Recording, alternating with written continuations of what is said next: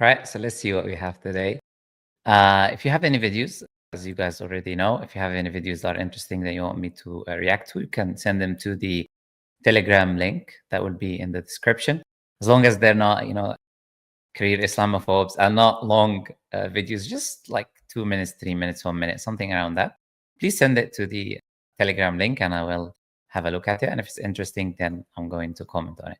But today I wanted to comment on this very interesting, first a few videos, but this very interesting video by this YouTuber in the UK. His name is Nico, I think.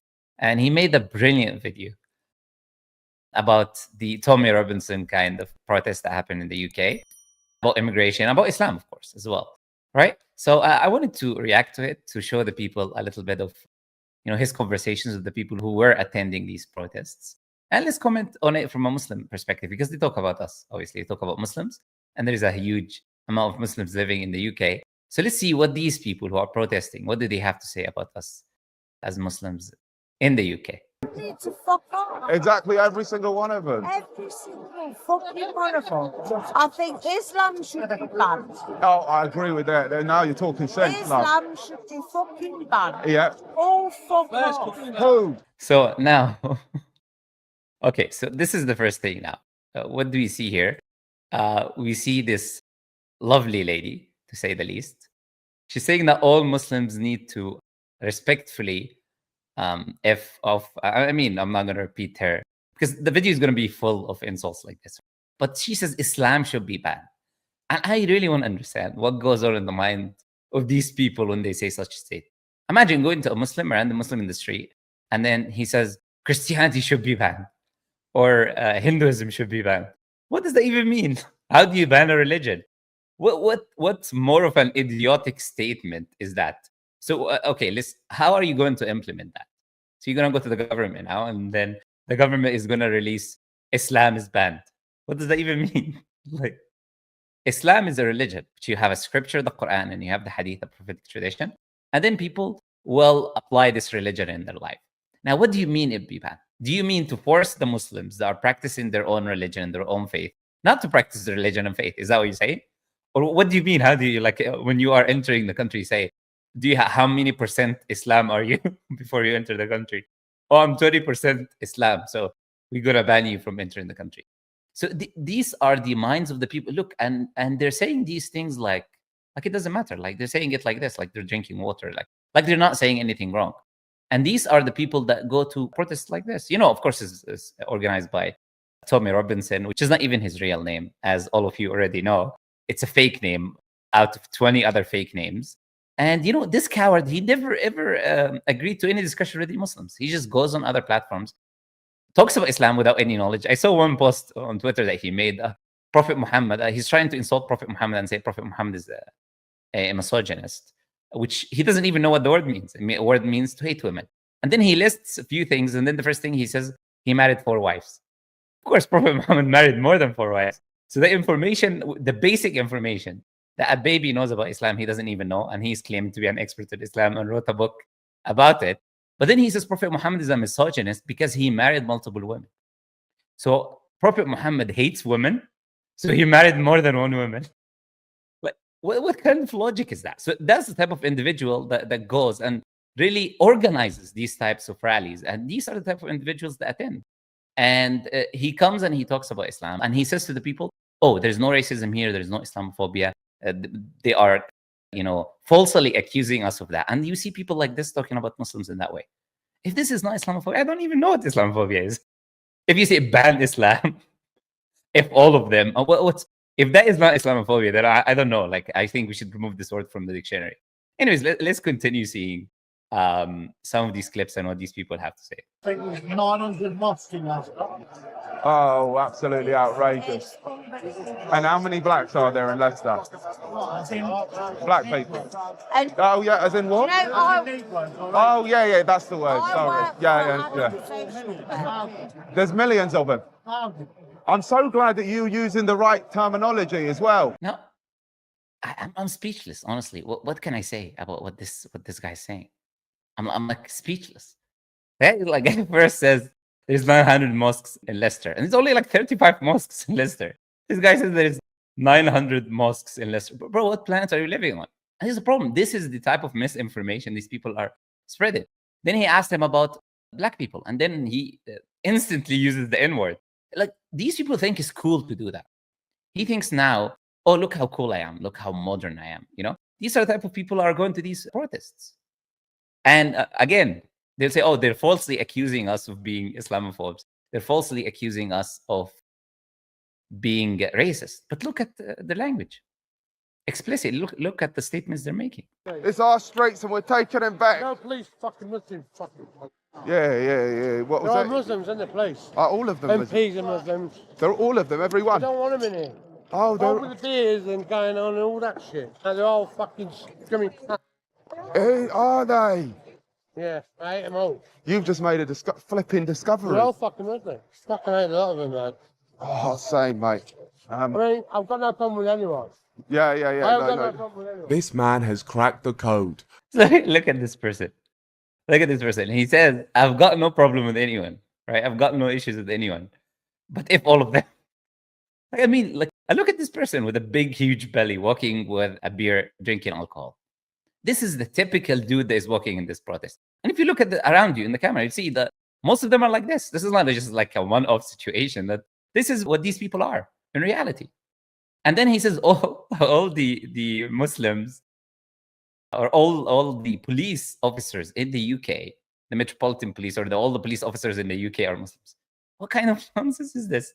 You go to the government website, of course, it will tell you that 91% or 91 to 92% of them are Caucasians, of the police officers in the UK. This guy comes and says all of them are Muslims. And then this is the funny part. Let's compare. If it's true that a majority of the police force in the UK are Muslims, is that a bad thing or a good thing? He talks about their beard as if the beard has anything to do with being good or a bad person.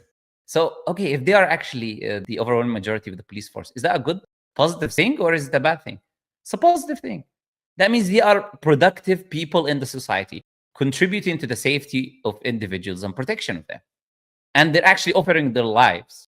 So someone like you can continue drinking alcohol and grow his belly like he's a pregnant woman.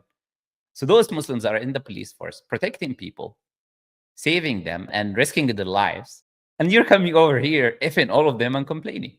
I'll just take the life jacket off them, chuck them off a boat and see swim. Yeah, but I get that. But obviously, you just said. So here he says, chuck them off the board. He's talking about the boats, right? So throw all the immigrants off the boats. But now look what he's about to say. You know, if you start, when you pay someone to shoot them all on the beach. Oh, wow. But you don't get rid of the bodies. Yeah. You just keep shooting them after a couple of weeks. There's hundreds of them. Take a picture, send it back home, and they'll think twice about coming back. Wow. True patriotism. I mean, like, what can I say at this point? Look at the mentality of these people. And they talk about Muslims, how barbaric they are, how they want to, like, unalive everyone. And look at what this guy's saying. Look at what these individuals are saying. He's saying, bring a weapon on the beach where the immigrants are coming, unalive all of them, and leave them there, and send pictures to people, whoever is planning on coming. Look at this mentality. And this is not a joke. This is a very dangerous mentality. And this is not a one-off person. You'll hear multiple of them. And he displayed multiple examples of people who are saying the same thing, talking about actually unaliving other individuals, people. It's not just as let's preach something that we believe in. These people are talking about violence. And we're going to show why and who's like leading them to that. We've already mentioned an example, which is Tommy Robinson. And all of the, there's multiple attacks that are happening. They're cowardly attacks happening in the last few months and the last few weeks and last few days. You have people being attacked. And they will do cowardly attacks. They'll attack old people, they'll attack women, or they will ambush someone. That's the only way they do these things. So these protests, they turn into real life violence. They're not just a joke, It's not just like something that for fun and jokes. So displaying these people's mentality is a very important thing. This is a disease in the United Kingdom that needs to be resolved. People like these that are spreading the hateful ideology should be held accountable. And people like this that freely say things like that should also be held accountable. This is in the end going to transition into what they're saying.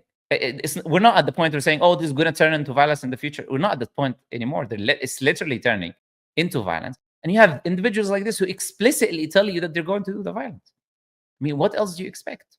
So this is a very serious thing. So this mentality of F them all, ban them, like it turns in the end into violence. Now, I want you to flip the script and imagine you have a Muslim on the screen saying the same thing. Bring a weapon, unalive all the people. And he's saying the same exact thing like this. And he's walking in the streets of Britain. What's going to happen to him? He's going to be locked up the next day. It's going to be all over the news because they will lock him up with the acts of tea and all of this stuff. They're going to lock him up next day just for saying a statement like this one, which is horrendous, which nobody should be saying. But you have individuals like this freely walking and saying this nonsense, and nobody's holding them accountable. It's insane, honestly. Now, here there is a very funny example of the IQ of these individuals, their level of intelligence, and why they're easily manipulated into being in protests like this. Why they can say such ridiculous statements. These are the type of people who are going to these protests. Let's listen to this prime example. What do we do now? Send them all back. Every one of them? Yeah. So he says send all the immigrants back. This is his plan. Send millions of people in the country who are, according to the other guy, all the police, basically. So send all the police forces outside of the UK and everyone else who's doing functional jobs, like all the people in the NHS, the National Health Service, the people that are cooking you food, the people that are all of these people, just ship them all off. This is the amazing solution of this. Another full belly pregnant dude. Let's hear what he has to say. 85% of Muslims, they've taken all our jobs. You know that? Yeah. And that's the thing I love when people believe false facts. There's been a survey. I don't know if you read it. You look like you read the news. 99% of the Muslims said they want to take over the country. You read that? Yeah. Because that's what the thing is. That when false facts just get said to you and you just back it like that, it's just mental, mate. It's like straight waffle. You are the king waffler. I mean, like he's literally telling him these are false facts, and the guy's just like, yeah. This is the IQ of these people. And look at this shirt. In Tommy We Trust. I mean, what else? I mean, these guys do the job for us. We don't really need to do anything at this point as Muslims. You are the king waffler. Their governments and their law and that, they're not helping us. They're not protecting us. They're not. Us. You know how many Muslims have come into the country since 2019? 200 million, mate. Yeah. You read that? I can believe it. Yeah. 200 million, mate. Yeah. That's absolutely mental. They're ready to wage war with us.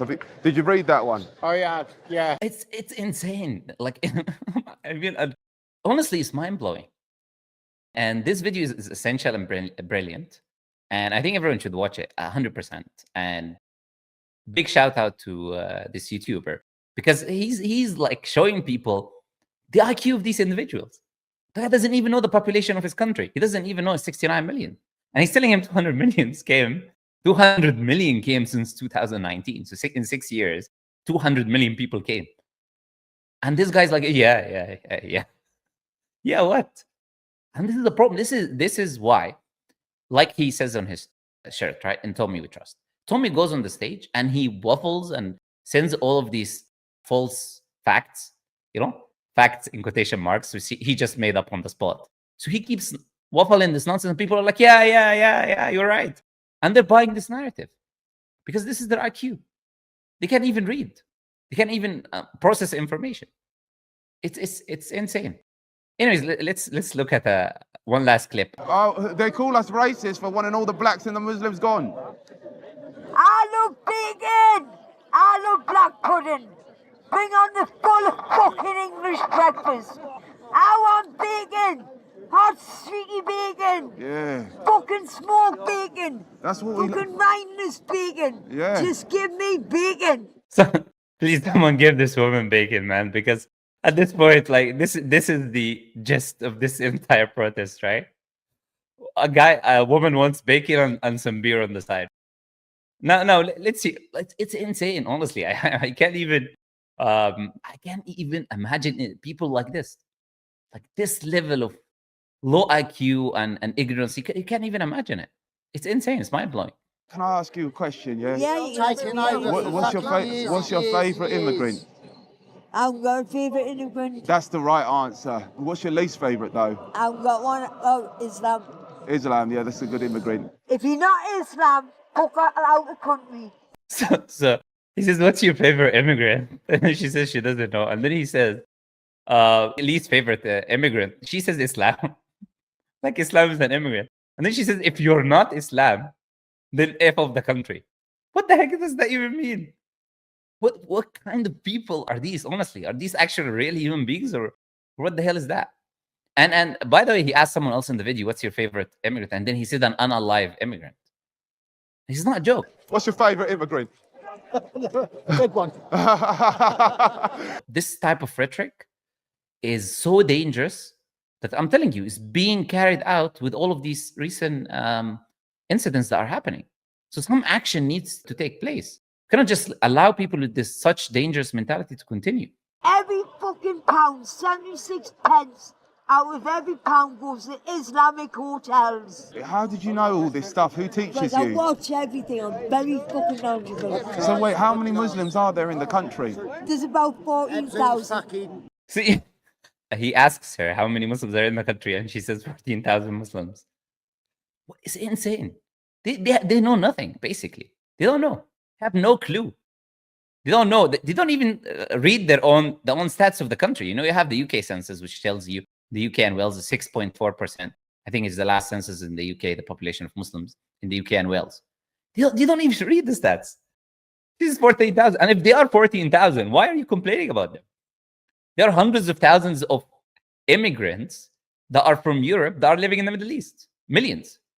If you're worried about 14,000 in the UK out of 69 million or 70 million people, it's insane, honestly. And they're breeding like fucking rabbits. There's 14,000 in the country. Yeah, That's and absolutely English outrageous. women, enough. English women, shut up. It's funny, like the guy's trying to tell her there's a lot more Muslims, and then she just tells him to shut up.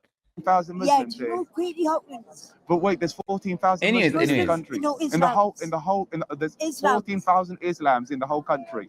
I mean, like, there's 14,000 Islams in the country. Like, honestly, like, guys, I can't watch any of this anymore, to be honest. I mean, I can't. Like, I can't watch this with a straight face anymore. Like, what is this? 14,000. One says ban Islam, and the other says there's 14,000 Islams in the country. This is the mentality of these people, honestly. And you know, the dangerous part is that you have in this so-called protest, you have this Elon Musk, the Zionist puppet that is being bought and sold by them. And he appears on the screen.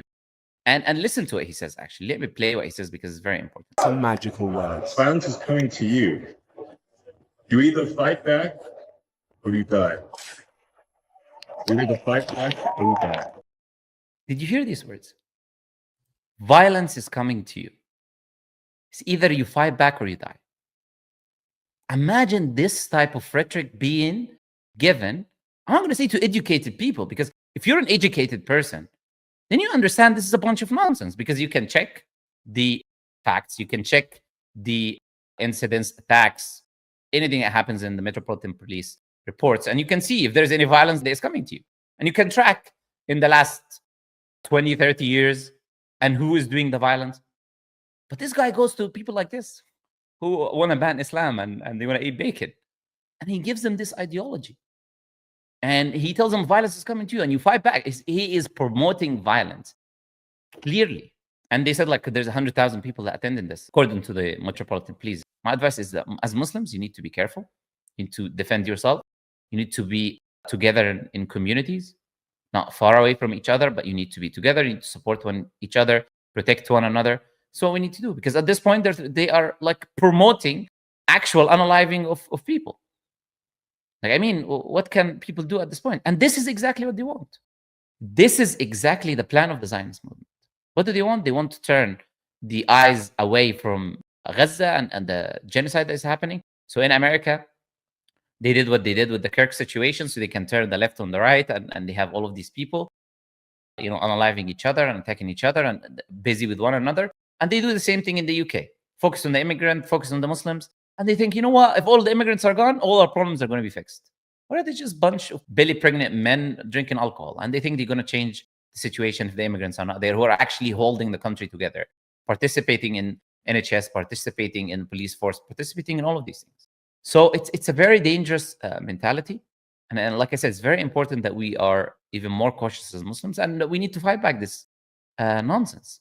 And I'm not talking about fighting back with physical force. I'm talking about educating individuals, telling people, trying our best to remove these misconceptions that people are having. I mean, that is the only thing that we have in our hands at this point.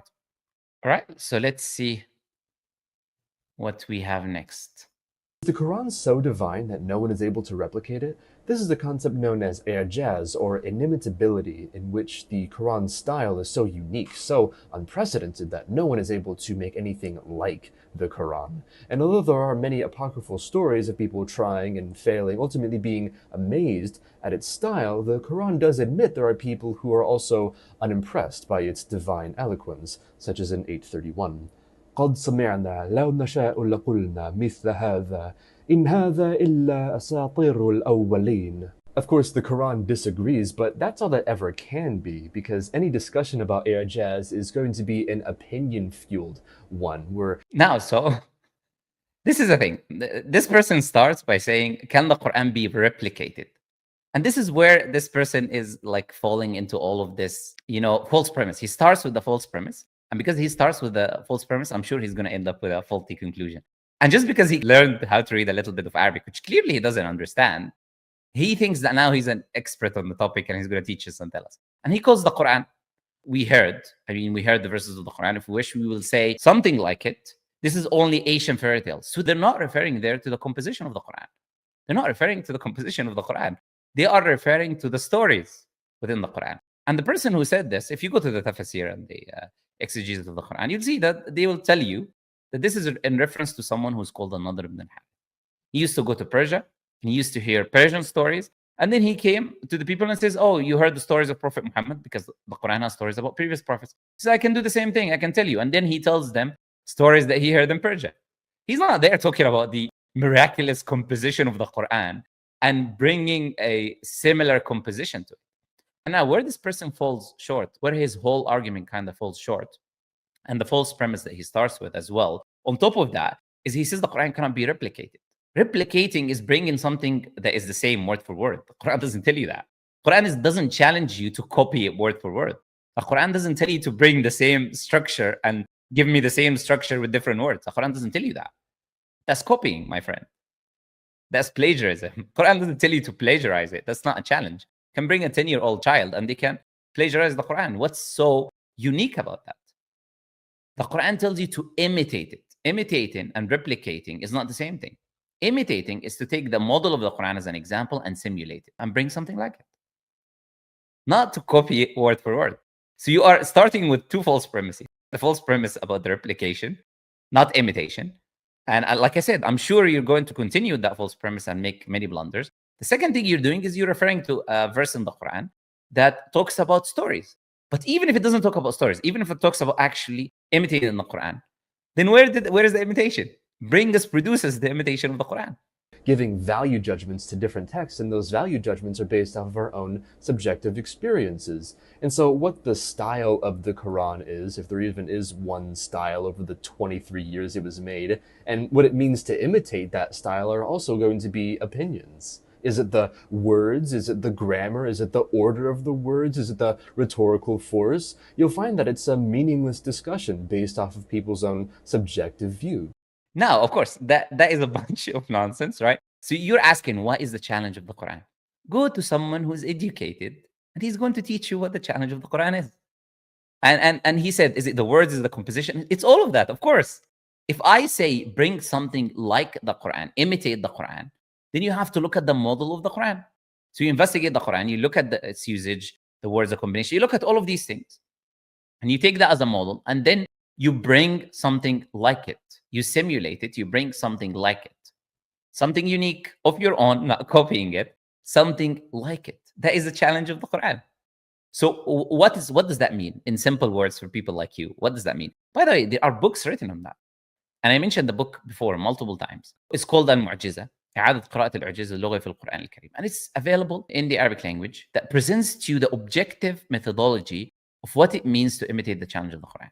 And it goes through the chapters and it shows you the miraculous parts, the miraculous usages in the chapter. And then it tells you this is what the challenge means. So part one explains to you what the challenge means. And part two is an actual implementation where it goes through the chapters and shows you how each chapter fits that objective methodology. Now, if you do not know what the challenge means, you can come and ask someone. It's a very simple thing, like I said. So what does it refer to when we say the challenge of the Quran? It refers to the words and terminology of the Quran. So for instance, the words used in the Quran introduces new words into the Arabic language that the Arabs did not know. But the Arabs understand. So it's new words added to the language that they haven't used before. It's Arabic words, new words that they haven't used before, but they completely understand. And I gave examples before, like the word al-alamin, which the Arabs never knew, which mean worlds, like multiple worlds or universes, or there's multiple meanings that are given by the exegetes, because like I said, it's a new word. But they understand they had the word alam, one world, but this word alamin, they never knew. So it introduces new words. It also introduces new usages for previous words that existed. And I'm going to give examples. So a word that already existed in the language, it had a meaning, but the Quran introduces a new usage for it. And this is in every chapter now we're saying. It introduces a new, every chapter has multiple words like this. Introduces a new usage for that word that have not been used in the language before, that the Arabs completely understand. So first thing is the words and terminology used in the Quran. Number two, the internal relations and linguistic expressions in the chapter. And number three is the Quranic word compositions and grammatical structures that it offers. And on top of all of that, the challenge is telling you that what you need to do while you're doing that, you need to offer meaningful, eloquent speech that adds, like the Quran has, for instance, knowledge of the future, like the Quran has, for instance, moral teachings, like the Quran has, for instance, historical information, like the Quran has, for instance, societal structures, societal practices. So what you need to do is to do the same thing. Nonetheless, I'll give an example. So a common formula that the Quran uses to introduce and explain new concepts is it'll first list that concept, then it'll ask what that concept is, then it'll ask how you know what that concept will be before giving a description of it. And this applies to many different ideas such as calamity, the night of power, judgment day, and the mountain pass. And they all work in a very similar formula. So for instance, Quran 101 is Al-Qari'ah mal-Qari'ah wa ma adraka mal-Qari'ah yawma yakunu an-nasu kal-farash al-mabthuth. But this Now, okay. So this is why I said it's someone who learned to read a little bit of Arabic words, and then he thinks he knows what he's talking about, and he has no clue what he's literally saying. Now, it doesn't say what that concept will be. وَمَا أَدْرَاكَ مَا doesn't mean what that concept will be in the future. So nobody translates it in that way. And you clearly don't understand this new Quranic expression. But you know what's interesting as well? This expression, وَمَا أَدْرَاكَ مَا, that he refers to, مَا أَدْرَاكَ مَا, this expression is unique and new to the Quran. The way the Quran uses it, I'm talking about the expression, the way the Quran uses it, it's unique to the Quran. How does the Quran use it? The Quran uses this term, وَمَا أَدْرَاكَ مَا, to refer to something that you're not aware of, something that you haven't seen, you're not aware of, that you do not understand its greatness and majesty. So it is used, and how would you know what X is? Like, it emphasizes the greatness, it magnifies the greatness of that thing. So it brings your ear to listen to it. So a concept, it introduces to you a new concept, and then it brings your attention to that concept and highlights its greatness and magnifies its significance. This is وَمَا أَدْرَاكَ مَا, what it means. And even today it's been introduced into our language after the Quran. And we say, وَمَا أَدْرَاكَ مَا فُلَانٍ, and how would you know what this person is? Like, he's a great person. He is like such a generous person. He's such a king of high majesty or something. So you would use that expression in this way after the Quran. Before the Quran, it has never been used in that way. So here, when we talk about the Quranic challenge, that's an example of a linguistic expression. I already gave you the three things. That's number two. When we talk about internal relations and linguistic expressions, that's an example of a linguistic expression that is unique to the Quran, that is being introduced and added. Now, that expression that the Quran uses, وَمَا أَدْرَاكَ مَا, is used in the Quran 13 times. Each of those times, the Quran refers to something unique. So for instance, like Al-Qari'ah, as you showed, which is one of the names of the Day of Judgment. So it refers to a unique concept. That concept is the Day of Judgment. We don't know how the Day of Judgment is going to be. We don't understand. We don't understand significance, its majesty. So the Quran brings your attention to that. So he talked, for example, about chapter 97 of the Quran, or Surah Al-Qadr. You see in that chapter, it uses Laylatul Qadr, the word Laylatul Qadr. It uses it 3 times. The chapter, by the way, is 30 words. It's only 30 words. But it uses Laylatul Qadr 3 times in the chapter, which is already 6 words out of the 30 words, and it maintains its eloquence and uniqueness. It uses it 3 times. Now, this word Laylatul Qadr or Al-Qadr is not used anywhere else in the Quran. So I was talking to you about the uniqueness of the words used. So each chapter of the Quran has a unique word that is only used once in that chapter and not used anywhere else in the Quran. Each chapter of the Quran has that. So this chapter, chapter 97, has the word Al-Qadr. It's not used anywhere. Like I said, it's used 3 times in this chapter. It's not used anywhere else in the Quran. So it's not used multiple times because you don't have other words to use, because it doesn't exist anywhere else in the Quran in 6,000 verses. But the Quran highlights that it can use the same term multiple times and maintain the highest level of eloquence. You look, for example, chapter 114 of the Quran. It uses the word Al-Khannas. It's only used in that chapter. It's not used anywhere else in the Quran.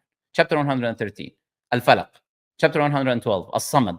Chapter 111, Abi Lahab. And I can go on and on. I go with every chapter of the Quran, and it's like, here are one word or more, because it doesn't have to even be one, that is only unique to that chapter in the Quran. So you mentioned that chapter, Laylatul Qadr. Then the Quran uses that expression which you said, وَمَا أَدْرَاكَ مَا. How would you know what Laylatul Qadr is? So no one knew what Laylatul Qadr was. It's a complete new concept that Quran introduces, which is this magnificent night in the month of Ramadan, which, as the Quran describes it in the same chapter, خَيْرٌ مِّنْ أَلْفِ شَهْرٍ. So it is better than 1,000 months. Meaning the deed that you will do is equal, it's like you did that one deed for 1,000 months. So you will do one action, one deed is that night, so you will times it x 1,000 months. That's how magnificent that night is.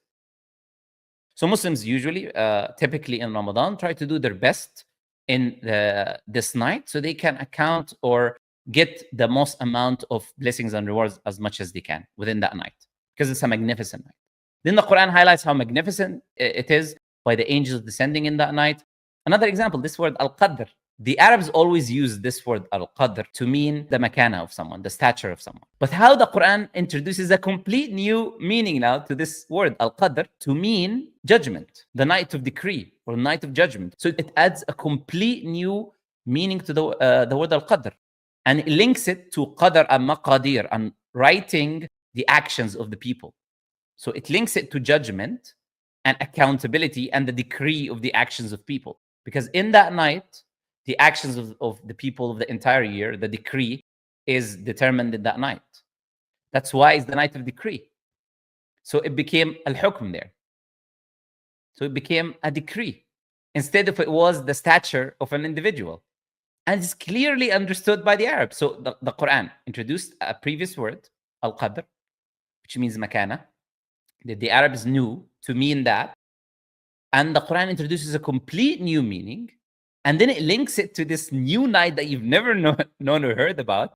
And then it introduces a new structure and linguistic expression, وَمَا أَدْرَاكَ مَا, to signify its importance. And all of that is in one verse. And then you get someone like this, who doesn't understand anything, like I said, about the Arabic language, and comes and criticizes the concept. And how would you know what the concept is in the future? You don't even understand.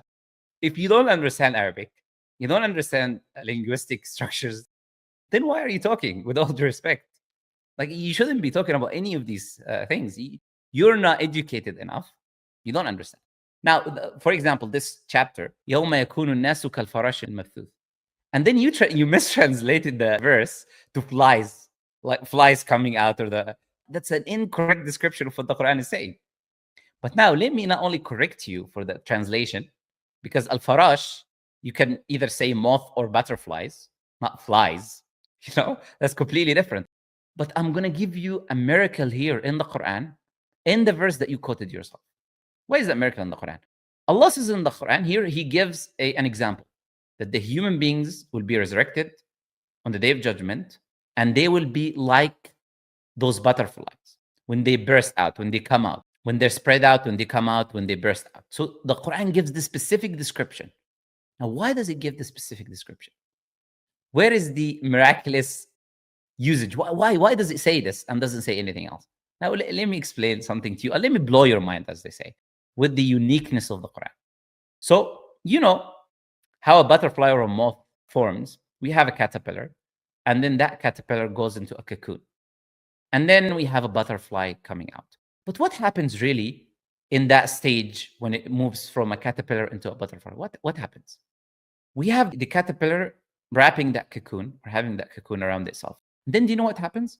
It releases enzymes that self-digests itself. And it completely disintegrates. So that caterpillar goes into unaliving its own self. But with what hope?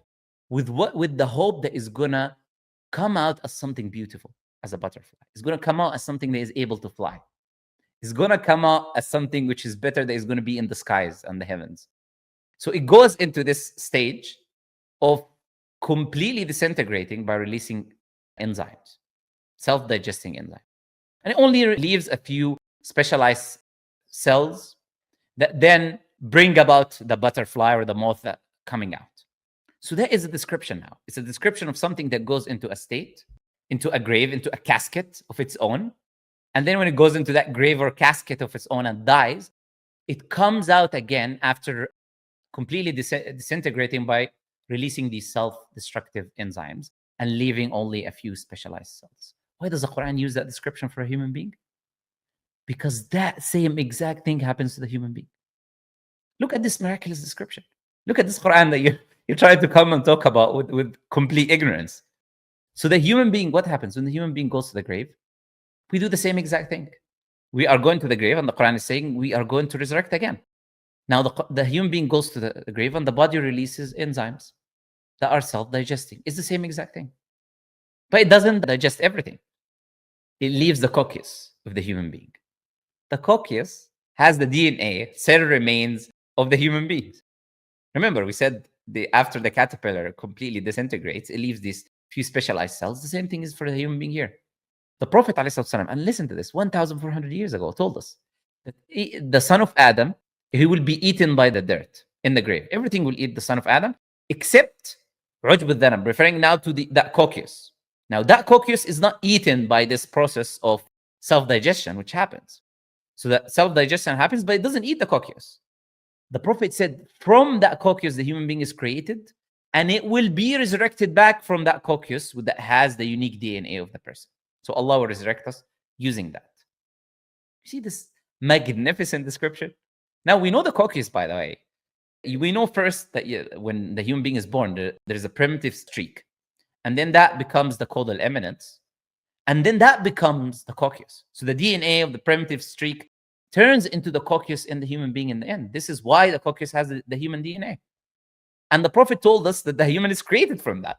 Its DNA, the signature of the human being is there. 1,400 years ago, the Prophet told us that. And you are reciting this verse of the Quran yourself and trying to mock it. It's insane. Like, it's crazy. Like I said, I don't want to make this into a never-ending lecture, but I'm gonna see the last thing this person is gonna say and respond to it. Formula is found in other texts in Saj'a, the rhyming prose that the Quran belongs to. We have a quote attributed to Musaylima, the false prophet, which uses the same formula to describe elephants. Al-fil, mal-fil, وما أدراك ما الفيل له مشفر طويل وذنب نثيل وما ذاك من خلق ربنا بقليل. Here we have a piece of saj'a that not only conforms to the style of the Quran, but also has more rhymes. So does this exceed the Quranic verse, or are the people in the comments going to try and move the goalposts? I'll let you decide for yourself. I'm sorry. I had to say this. I have to say this. I'm really sorry, but I have to say. The way this person speaks and his facial expressions is it's very hard to kind of tolerate. Like the way he says the Arabic, the way you speak, I'm sorry. If you don't know how to speak the Arabic language properly, don't speak, please. Just say the translation, because it's really irritating the way you speak, especially in the Arabic language. Now, it's insane the amount of blunders this person is making. But it's coming back to what I said. You have no clue about the Arabic language. Of course, you're going to make these blunders. He says, this is found in other texts.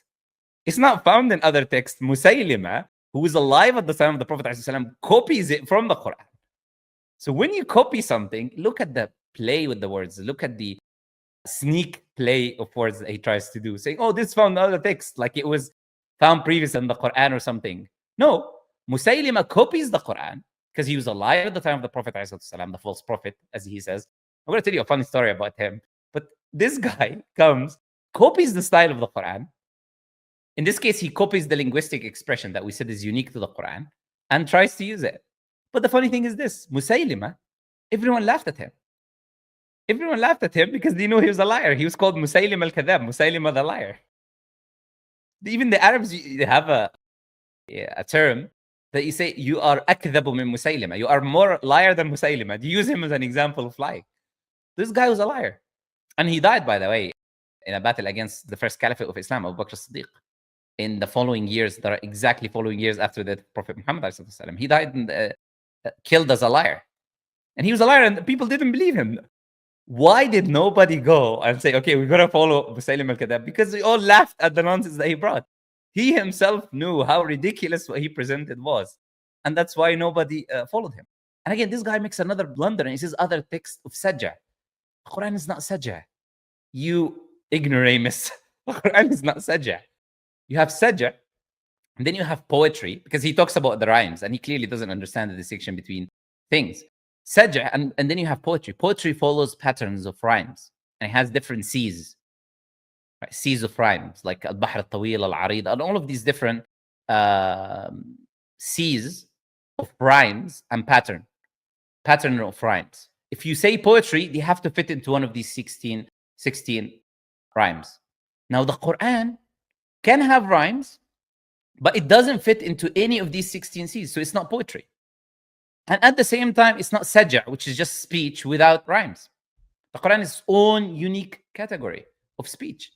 So it's not other text of sajah, as this person says. Like I said, he has no clue. He literally has no clue what he's talking about. But you know, the funniest thing is the example he gives.